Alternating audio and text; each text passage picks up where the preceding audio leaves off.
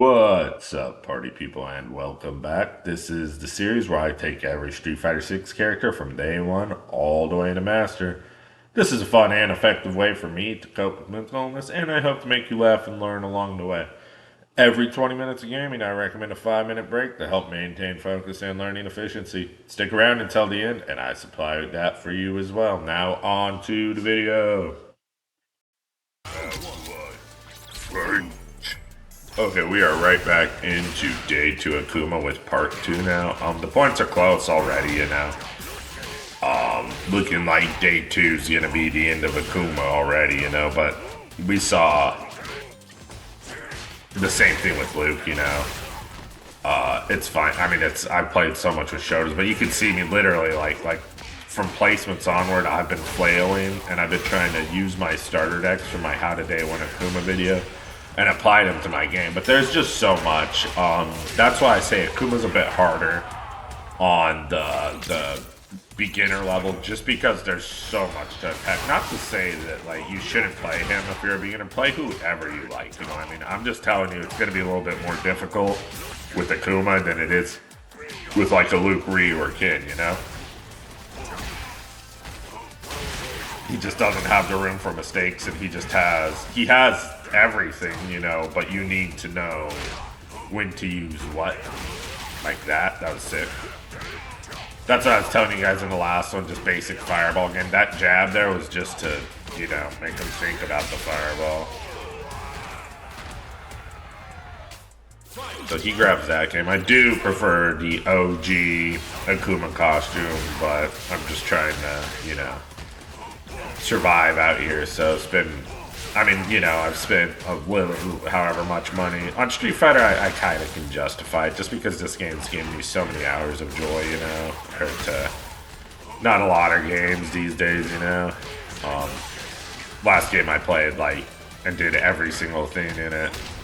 I guess, you know, this was a good year for games. I should just shut up. Shadow of the Erdtree, I did everything, and I beat every boss with my hands tied behind my back and a goldfish tickling my toes. Oh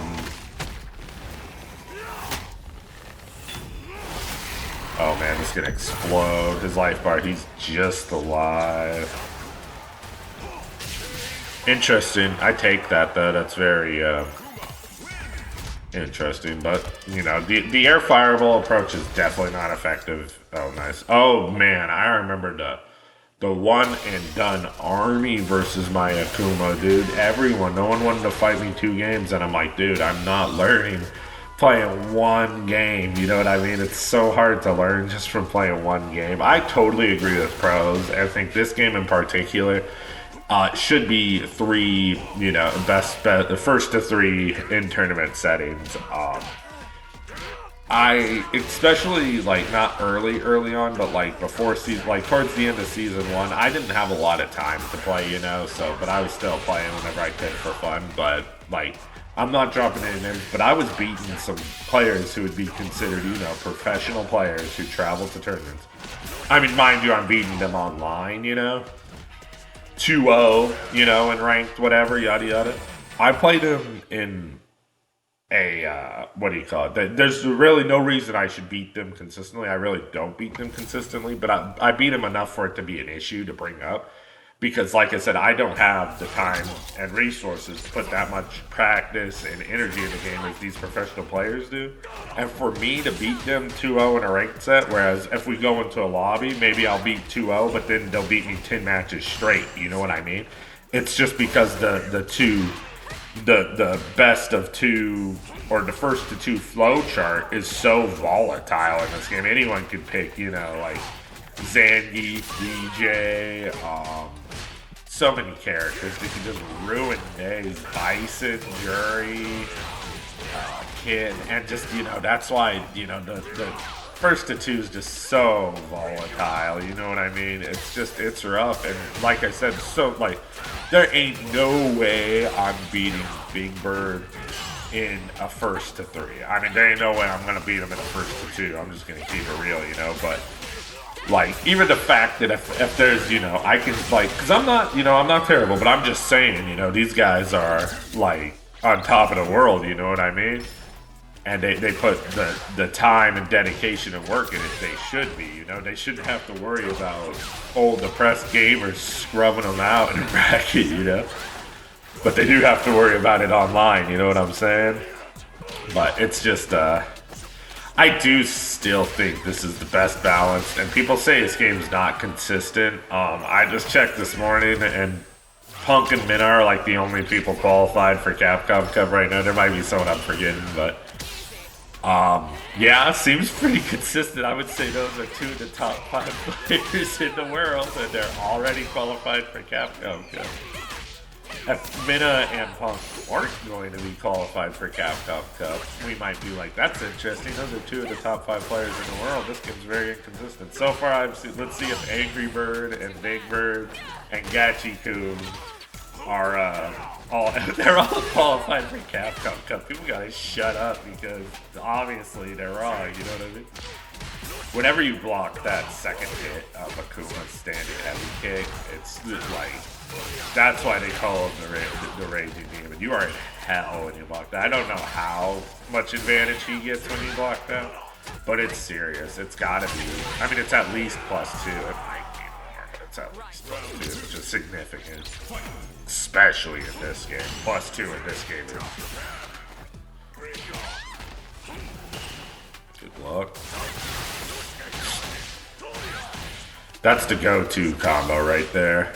For corner carry, makes me feel like Kin whenever I'm playing Akuma. This should be, so I'm burnt out, but I need, so I had to do this because I burnt myself out. I really prefer not being in that situation at all. If I wasn't burnt out and I could hold on to that meter, that's better.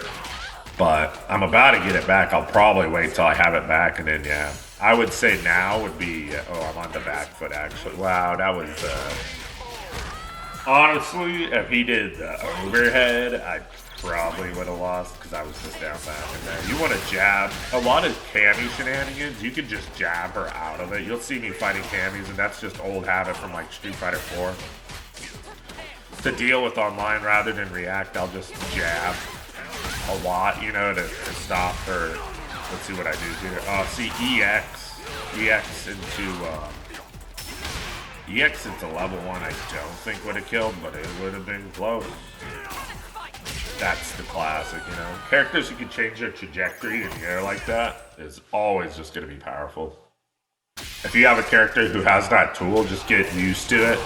I always talk about, check out the How to Day 1 video, but I always talk about what's important is to learn how to pilot your character and be comfortable and have fun with them, you know. And once you're piloting your character and you're using all their moves however you can, you know, some moves, I mean, in this game there's not really a move that's so bad that you're never going to use it, so that's really good, you know. Back in the day, like Third Strike, you know, like Hugo Butt and stuff, people would laugh because it's an overhead. They're like, oh, it's so good that you... I still, to this day, that game's been out for so long, I haven't seen a single use for that move. That move is just such low risk and such high risk and such low reward. Oh, JP. I have no idea how to play. Wow, those combos are, you know, I hated this character in Season 1, just because I felt like he was too overtuned, just a bit. I don't know if I don't think they nerfed him to shit. I think he's still very powerful. More of a side character pick for certain situations than just a run-through tournament.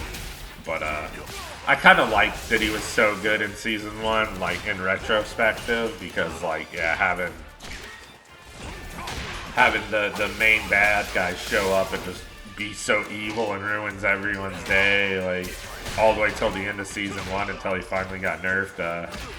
Dude was wreaking havoc, and then Bison came in, you know, and it's like, I don't think Bison is the worst, but man, that character is good, you know what I mean? I think Rashid's the best character. Yeah. Starting to believe the, that was risky. Oh, it worked. Let's see if I win. This is so much damage. That's probably the best CA in the game right now. That didn't come. Oh, it did come. Thank the Lord Jesus, I didn't do something so stupid as to not be able to combo a jab after a drive rush.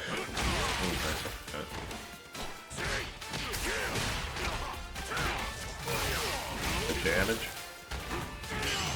Could be better, probably. Especially since I have so much damage. Even ending with that is probably a lot of damage. That's plus, but it gets me in trouble for some reason. It should. When people block it, I should be, nice. That's what I recommend. Wow. That's what I recommend a lot of you guys to do, just to avoid mental stacking, like, yourselves out, you know, just having the parry ready for several options, DI being the main one that you're covering, but you can cover other options. Obviously, you want to DI to DI if you can, if you're covering it, but sometimes in the corner, there's just too much to look out for. And if you accidentally react with DI to something that isn't DI, look at that. Look at this boy. That was so worth. Now that Amnesia doesn't do 600 bajillion damage when you get hit by it like that, sometimes I will just trade like that so I don't put myself in a real... So I can still keep it neutral, not necessarily have JP on the back, but I am mashing some uppercuts in this match, but I mean, I have a read on them. They're hitting, right? That's what I say. Like, if it's working, then it's not wrong. Don't let people tell you how to play the game. Play however you want. Nice. Oh, Lord. Oh, jeez. What a reset. I guarantee it wasn't on purpose. I was trying to comment, but I probably forgot how to. That really doesn't last long either, that Amnesia. I don't know if they changed the window, but...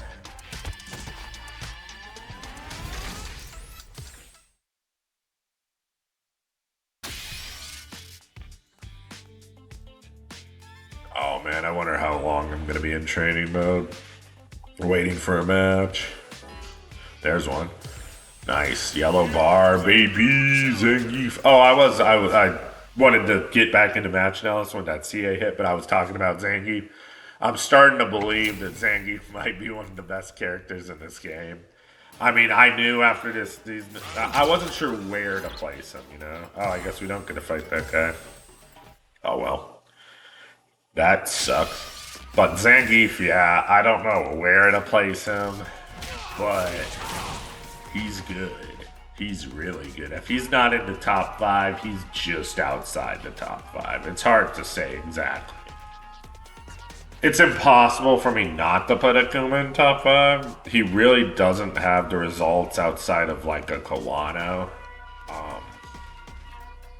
Daigo's always fun to watch, you know, but he'd probably be better if he was playing Ryu right now. People would have more fun watching him if he played Ryu, just because, you know, the legacy he has with that character. But yeah, wow, we are waiting. We are waiting for some matches. It's not like this in Master Rank. It's interesting, but Master Rank will just throw anyone all over the world at you, honestly. Let's play that Wi-Fi. Let's go. Another Cammy. She has to be the most popular character in Diamond Rank. I've just fought so many Cammys since starting this challenge. At first I didn't even notice. Now it's like, oh wow, that was ambitious to say the least by me. But so you might be like, wow, really? But with Akuma, honestly, you got to take your risk. You don't want to be on the back foot really ever with this character, you know? If you have any option and you can get out of the situation, you kind of need to, you know? Perfect Fairy helps him a lot, I suppose. System mechanics in general. That's what you always got to look for in your character.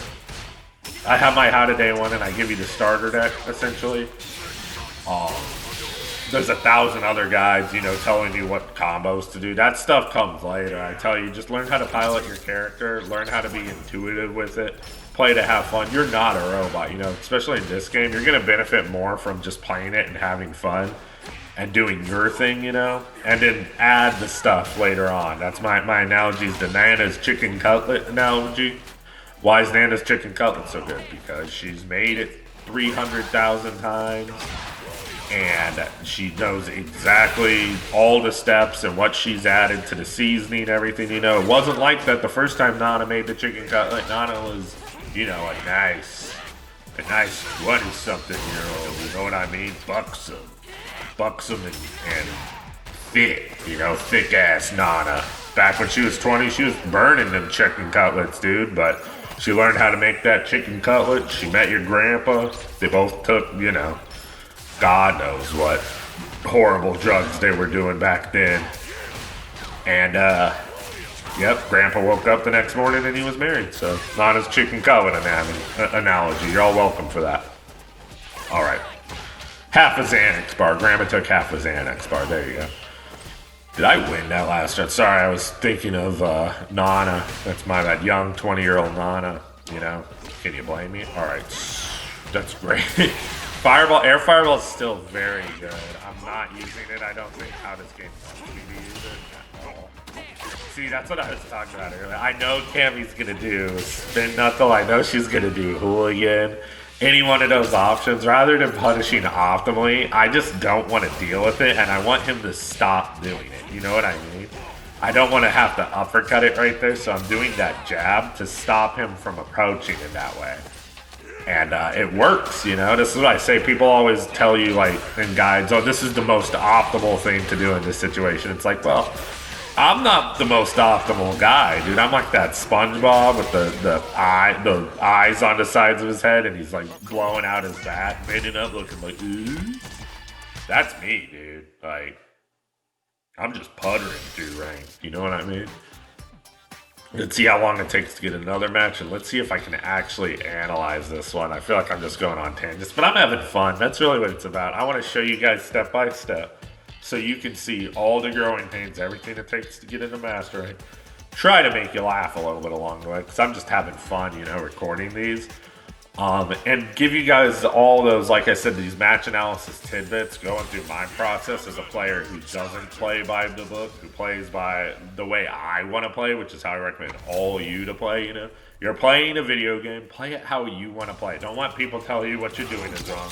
People have been doing that to Noah since this game came out, and he's got results, dude, so shut the hell up. He's done better than such a high percentage of these quote-unquote professional players. There's really not a lot of these quote-unquote professional players out there, though, but it's always been like that in fighting games, though, you know? I forgot the fella's name in Marvel vs. Capcom 3, but when he came over with his Rocket Raccoon team and blew up New York City, he was like, I ain't never coming back again, either. He was like, y'all too scary. And it was just like, because, you know, people didn't like the way he played and all this, and it's like, dude, it's so amazing when a player goes against the current, you know, and excels. Look at, what's his name, Hayoa at EVO this year, the Hugo player. If you haven't seen him, watch Hayao Hugo, EVO 2024. Watch his highlights and just be amazed by this man. And Hugo's supposed to be a bad character. Tell me that character's bad. Watch that guy play and tell me that character's bad. And that's the stuff I do like, you know. Shout out to Capo for the best that he did it. Okay. No crosscut there. I really got to work on those. That's just free damage. Well, you know what? This is what I say. That was him. Instead of playing safe, playing slow. Oh my God, he lost the whole game up. Oof. Instead of playing the game safe and smart, he showed me his ass, and I made some ham steaks out of it. You know what I'm saying? This dude, that was not the right decision on his part to go full Delaware. I like it. 92 seconds in, I'm burnt out, and he's at about 60-70%. I'll take that all day, honestly. It's just how I play. I like a lightning blitz. I like Anya Taylor-Joy and the Queen's Gambit. I like her offensive style, dude. That's what I want to play like. I want to go in. Not everyone's like that, though. I want to go in, dude. I just want to overwhelm you with everything I've got, all the shenanigans and experience I've picked up over the years, and I want to RTSD, you know what I mean? Is it as cool as watching? I don't know, to the Guile and the Dalsim run it down to the last second, the last match? Probably not. Probably cooler than that. That was a bad analogy. A Balrog and a Honda getting one hit and then down back and until the last 10 seconds of the match. The best is when they let it time out because they're just that lame. They don't move the whole time. That dude cooked me that round. That's cool too. I was gonna recommend like how he just hopped right back in that match without like you can tell he didn't take a drink of water or nothing. I was gonna recommend you guys when you take a loss like that, when you do make a mistake, sometimes just take a second, take a deep breath, collect yourself, and be like, okay, I'm not gonna think about that mistake at all. It's gone, it's in the past. I need to get myself in the now and play my game, not change anything. Just keep playing the way I'm playing. And win a game, but he didn't need a break at all, and he did that. That was ambitious of him. I'm surprised more people. I mean, I do it too. I go for it right away, just to test myself. Because if their answer is anything lower than a C plus, I'd say, I'm going back to it, and I'm going to take advantage of that situation. And I say that like in the test score sense, you know what I mean? C plus, I'll be like, okay, I'm not gonna go this option anymore. This guy's, you know, he's got an answer. If it's a regular, if it's a C or a D or a D plus, whatever you want to call it, and he's just not answering it with any of the system mechanics or anything, then I'm like, okay, I can take advantage of this guy.